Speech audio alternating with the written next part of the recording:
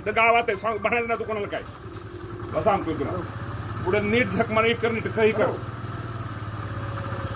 बोलू नाही तुला पण आज सांगतो तुला मी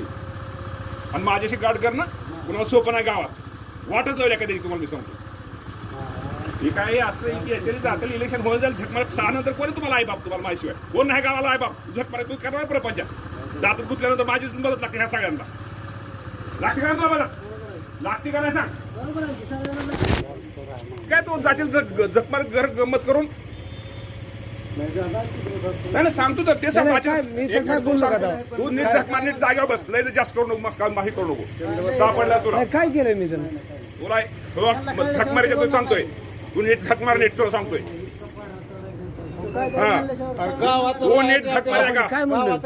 झक मार तुला लाज हराम करतो तू लय मोठा वेळ जा आम्हाला लय विरोध करू नको माझ्या झक मारीच्या ऐका माहिती ना आला का तुला कोण सांगणार तुला